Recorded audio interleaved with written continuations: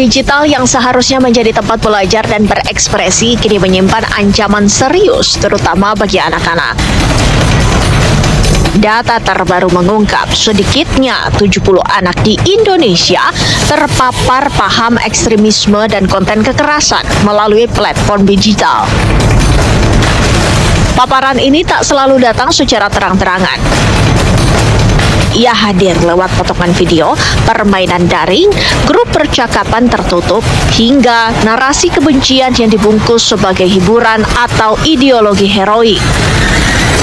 Tanpa disadari, anak-anak perlahan diseret masuk ke dunia kekerasan, intoleransi, dan pola pikir radikal.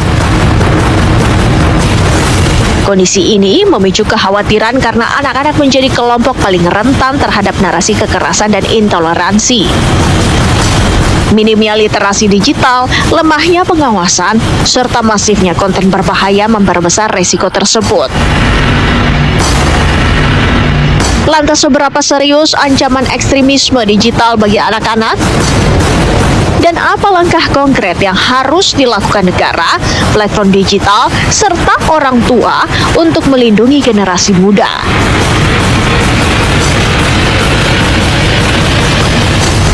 Tim TV One mengabarkan.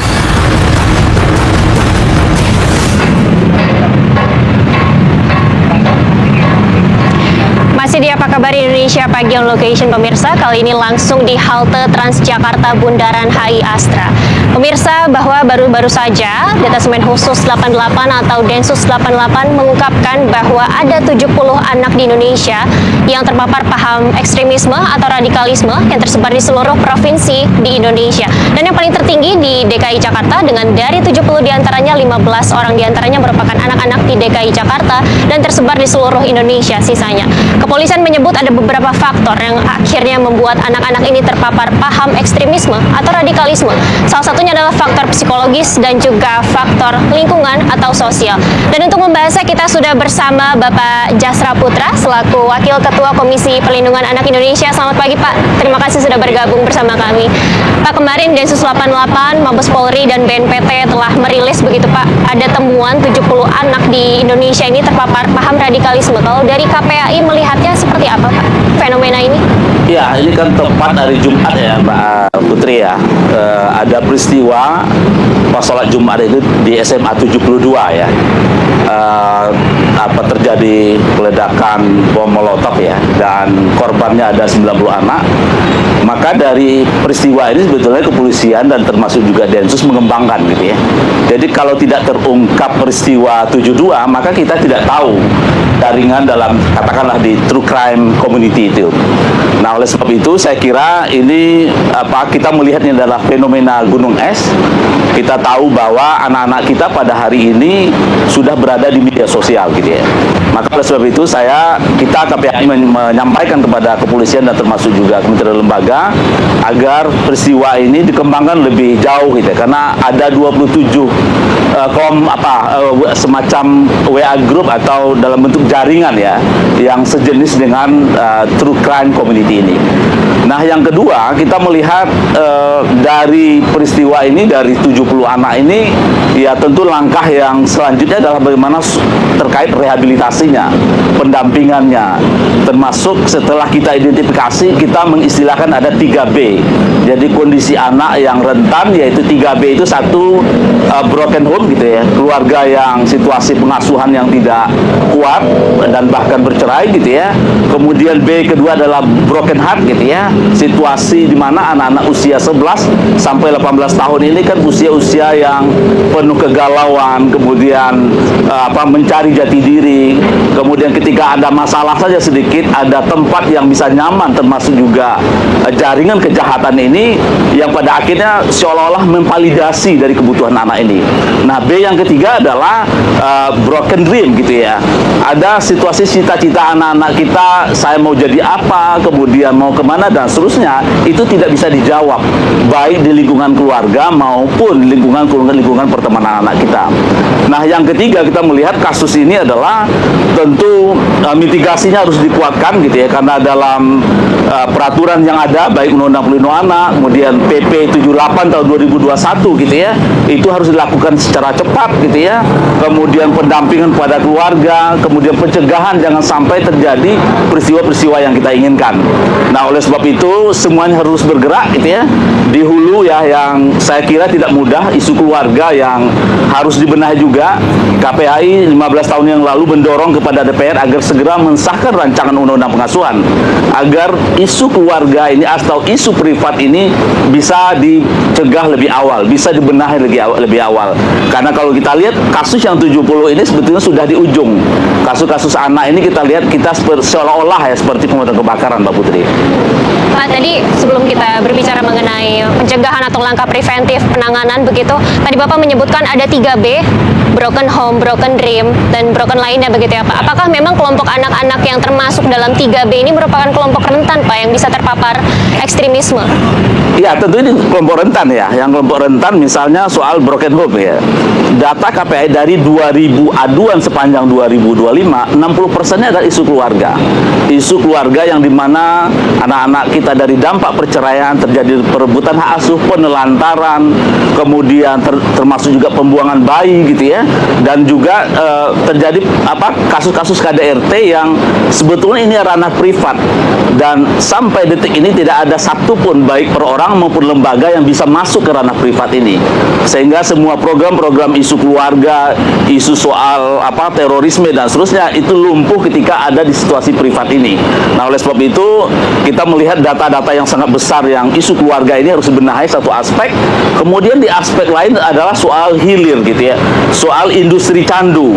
Ada game online, pornografi, kemudian ada bentuk-bentuk kekerasan seperti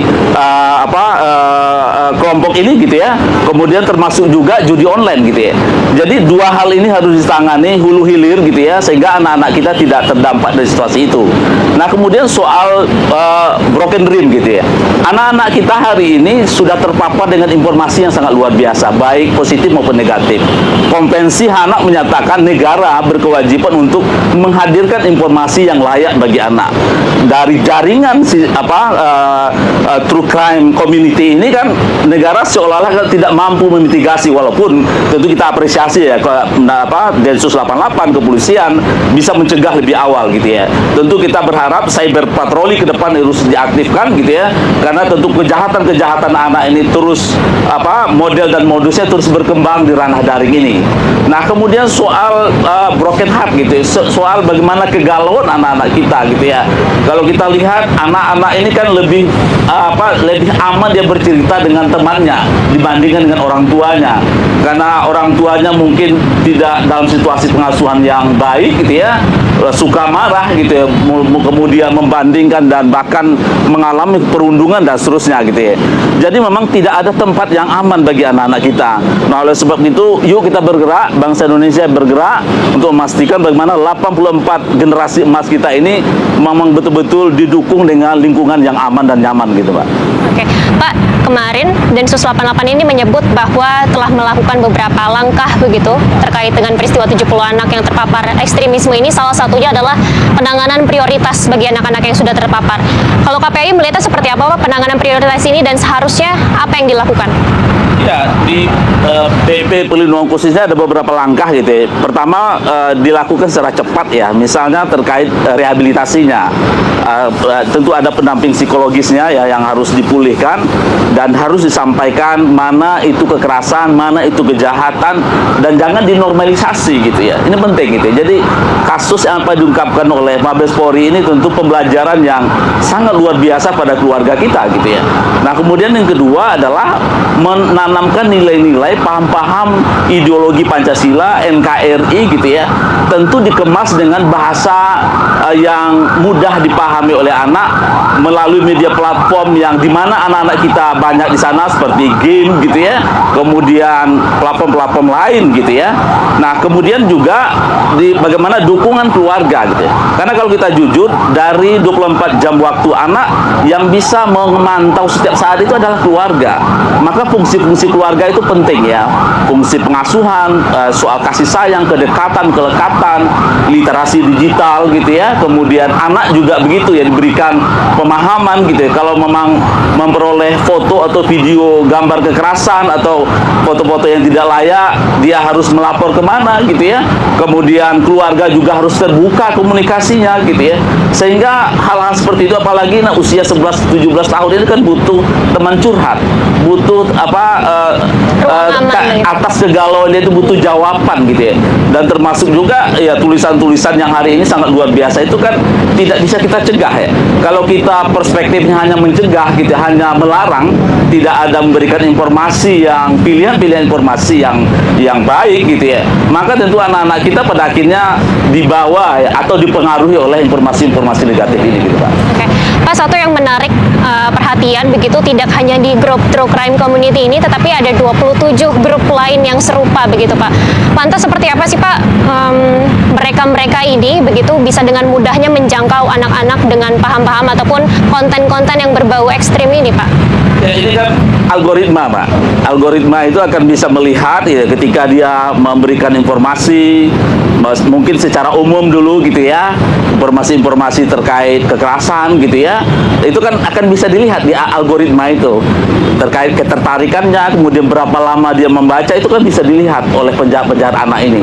Nah, dari situlah dia memprofiling dan mencoba menggeser kepada ke grup yang terbatas atau privat. Maka di situ dia melancarkan atau mendoktrin ya informasi-informasi yang tidak layak itu gitu ya.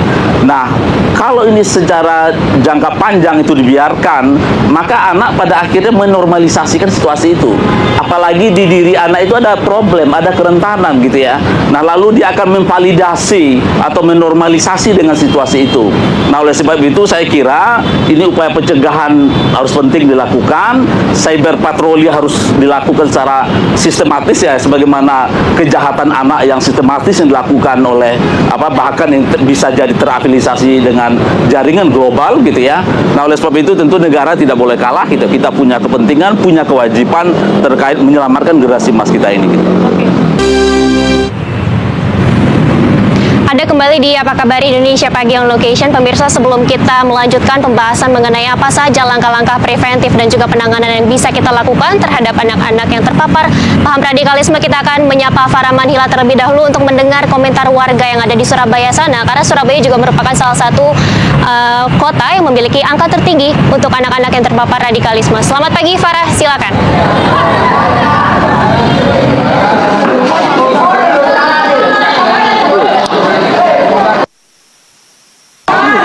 Ya, pemirsa, saat ini saya berada di salah satu sekolah di wilayah Surabaya dan saya coba ajak Anda untuk berbincang dengan warga yang berada di sekitar sini berkaitan dengan bagaimana sebenarnya dampak konten-konten atau variasi konten di ruang digital yang ternyata juga mudah diakses oleh anak-anak khususnya usia remaja, SMP dan juga SMA. Mungkin saya akan ajak Anda berbincang terlebih dahulu. Selamat pagi, Bu. Dengan siapa? Dengan Ibu Ira. Bu Ira, ini sebagai guru di SMP atau bagaimana? Saya sebagai guru BK di SMP 2 Muhammadiyah Surabaya. Oke, Bu Ira, izin Bu, kita mau tanya-tanya. Ini kalau melihat keterbukaan akses informasi di ruang digital ini kan ada dampak negatif dan juga dampak positifnya. Yang negatif ini salah satunya adalah konten yang sangat mudah diakses begitu oleh anak-anak, dan ini kontennya variatif gitu ya Bu ya, termasuk konten-konten kekerasan atau konten-konten yang buruk atau negatif begitu ya. Ini bagaimana tanggapan Bu Ira sendiri tentang hal ini? Oke, kami juga dapat temuan. Jadi di sini pun anak-anak yang usia remaja, kan anak-anak masuk usia remaja ini ternyata secara nggak langsung di Surabaya sudah ada paparan dari konten-konten itu, di mana secara mingguan kita lihat nih konten anak-anak apa aja yang ada aplikasi di HP-nya, ternyata juga kita kaget. Ternyata ada beberapa konten yang memang kita nggak tahu, ternyata anak-anak juga ada paparan konten negatif. Bagaimana kemudian kalau sebagai guru BP, Bu, bagaimana kemudian menyikapi hal ini begitu mengetahui ternyata anak-anak juga terpapar dengan konten-konten negatif itu? Oke, yang pertama kita ada tindakan preventif ya. Jadi anak-anak kita kumpulkan dalam satu hall, kita edukasi bahwa ini loh nak, konten-konten yang memang positif dan mana konten-konten negatif yang memang di area luar itu kalian harus hati-hati, karena kita nggak hanya guru, kita juga harus kerjasama dengan orang tua, karena kan pengawasan setelah di sekolah itu pure ranahnya orang tua. Di situ kadang orang tua itu kurang memperhatikan ya isi yang ada di HP-nya siswa-siswa itu. Kalau Bu Ira tadi sempat menyebut bahwa memang ada sejumlah anak-anak yang terpapar gitu. Lantas apakah terpengaruh dari perilaku atau sikap-sikap anak-anak usia remaja ini selama di sekolah ataupun di rumah begitu, Bu? Benar, ini ada dampak negatifnya dan sikap mereka, attitude mereka itu secara tidak langsung itu ada. Yang pertama ada bullying, karena paparan itu mengakibatkan anak-anak mempunyai pemahaman bahwa kayaknya enak nih membuli teman-temannya, kayaknya enak nih kayak ngusilin teman-temannya, itu akhirnya menjadi permasalahan yang ada di sekolah gitu, mulai dari bullying, kemudian kata-kata kasar, kata-kata negatif, kemudian fisik macam-macam, semuanya ada gitu. Baik, artinya memang terdampak langsung ya, Bu, ya, bagi anak-anak. Kita coba tanya ke orang tua lainnya begitu ya, Bu, ya. Bu, selamat pagi, dengan Ibu siapa? Bu Elisa. Bu Elisa, ini Bu sebagai orang tua, apa upaya yang dilakukan untuk mencegah anak-anak terhindar dari konten negatif di media sosial atau ruang digital? Kalau saya sebagai orang tua, yang pertama adalah pastinya bagaimana kita membangun kedekatan dengan anak kita. Ketika kita sudah dekat dengan anak kita, otomatis kita akan membangun komunikasi yang baik. Dan juga pastinya kita harus tahu, kita harus yang sekarang diminati anak-anak apa, konten-konten seperti apa. Jadi kita juga harus tahu, kita juga harus melek teknologi, ibaratnya seperti itu. Jadi ketika kita dekat dengan anak-anak, kita tahu, jadi kita bisa mengimbangi mereka dan kita juga bisa melakukan pencegahan jika memang mereka tiba-tiba mengakses. Kita bisa ngasih tahu, oh ini baiknya seperti ini buruknya seperti ini. Jadi kita pengawasannya juga ada. Terus anak-anak jadi mungkin akan ada rem bagi mereka ketika kita memberikan informasi-informasi mana yang baik untuk mereka, mana yang buruk untuk mereka.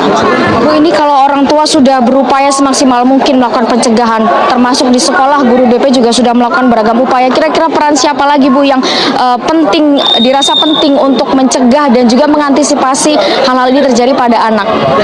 Yang pasti selain lingkungan sekitar, kalau lingkungan sekitar pasti ada selain dari orang tua, sekolah tadi ya. Kemudian lingkungan di rumah juga itu sangat berperan, tetangga, teman-teman sekitar. Nah, selain itu siapa? Yang pastinya pemerintah. Dari pemerintah juga harusnya ada upaya pencegahan, bagaimana membatasi akses anak-anak atau konten-konten yang negatif, bagaimana prosesnya, mungkin dengan adanya sosialisasi gitu diberikan ke sekolah-sekolah, itu juga penting, dan edukasi juga untuk orang tua, karena mungkin masih banyak orang tua yang ibaratnya tidak melek digital, ibaratnya seperti itu.